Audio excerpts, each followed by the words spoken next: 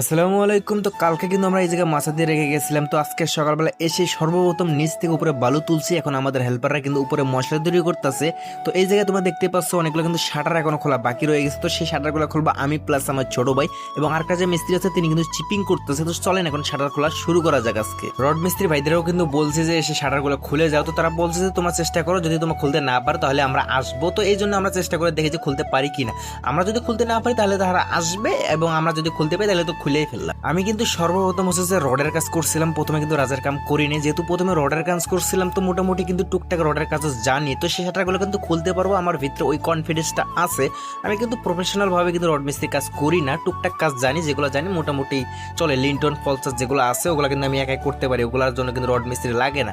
এবং আমি প্রফেশনাল ভাবে একজন রাজমিস্ত্রি বলতে ভাই এত বড় মিস্ত্রি হয়ে যায়নি, জাস্ট টুকটাক হয়েছি, যা হয়েছি আলহামদুলিল্লাহ মোটামুটি ভালোই সব কাজে করতে পারি, কোনো জায়গায় বাধাপ্রাপ্ত হই না আমি। আমাদের হেল্পাররা যে জায়গায় বালু চালতেছে তো সে জায়গায় কিন্তু নিচে হচ্ছে পানি। তোমরা এখন জিজ্ঞেস করতে পারো যে ভাই তোমরা পানির মধ্যে কেন বালু চালতাছো, তো এগুলো তো বালু নষ্ট হয়ে যাবে। আসলে না ভাই, এই জায়গায় আমাদের হেল্পাররা মশলা তৈরি করে, তো এই জায়গায় পানি জমে আছে, তার কারণ হচ্ছে পাইপটা এই জায়গায় ছিল আর কেডা যেন নিচে মোটর চালু দিছিল, যে কারণে যে পানি কিন্তু বেজে আছে। তো এই পানিগুলো কিন্তু শেষে ফেলে দিতে হবে, নয়তো বা ফুটা করে বের করতে হইব।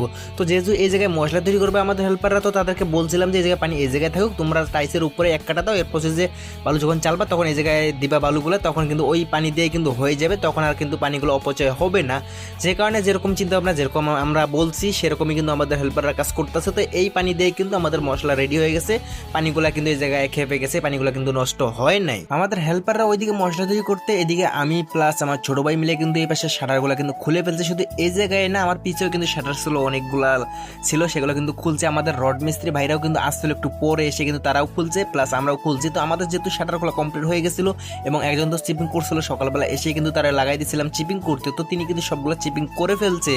তো এখন আমরা মশলা চাপা শুরু করেছি। ভীমের মধ্যে সর্বপ্রথম ভীম করবো, এই ভীমগুলো করবো, এরপর হচ্ছে যে ক্যামেরার পিছে আরেকটা ভীম আছে সেগুলো কিন্তু করবো। আগে এই ভীমটা কমপ্লিট করবো, এরপর হচ্ছে যে পিছে যে ভীমটা আছে ওটা কিন্তু করবো। তোমরা যারা আমার রেগুলার ভিডিও দেখো তোমরা তো ভালো করে জানো যে এই মাছের মধ্যে কিন্তু অনেক কাজ যায়, কিন্তু মোটামুটি প্রায় 3-4 দিন লাগে এই মাছের কাজ কমপ্লিট করতে। তো এই মাছের মধ্যে কিন্তু প্রচুর কাজ। এই জায়গায় ভীম আছে, প্লাস যে জায়গায় ক্যামেরা বসা আছে সে জায়গায় কিন্তু ভীম আছে, প্লাস আমাদের পিছে দেখতে পাচ্ছ ওই জায়গায় কিন্তু অল্প একটু সানসাইড আছে, প্লাস 3 ইট গাঁথনি আছে, সেগুলো প্লাস্টিক করতে হবে, এবং নিচে কিন্তু ভীম আছে। তো সেগুলো করতে কিন্তু মোটামুটি ভালোই সময় লাগে, কাজ ছোট কিন্তু কাজ করতে প্রচুর সময় লাগে। তোমরা দেখতেই পাচ্ছ এই ভীমটা কিন্তু মোটামুটি প্রায় শেষের দিকে, টপটা কিন্তু প্লাস্টার হয়ে গেল, আর অল্প কিছুর মধ্যে কিন্তু হয়ে যাবে। এর প্রসেসে নিচের বটমটা কিন্তু প্লাস্টার করবো। আর আজকে কিন্তু আমি কাজ শেষে ভিডিও করার মতো আমার মনে ছিল না, উপরে থাকলে হয়তো বা ভিডিও করতাম যে করে হোক, কিন্তু আমি লাস্টে ছিলাম নিচ থেকে কিন্তু বালু তুলছিলাম আবারও।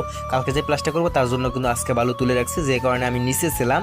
তো উপরে থাকলে তো ভিডিও করতাম, আর উপরে যেহেতু থাকেনি লাস্টে কিন্তু আমি ভিডিও করিনি। কালকে ভিডিও করে আপনাদেরকে দেখাবো যে আজকে কাজগুলো কতটুকু করছি।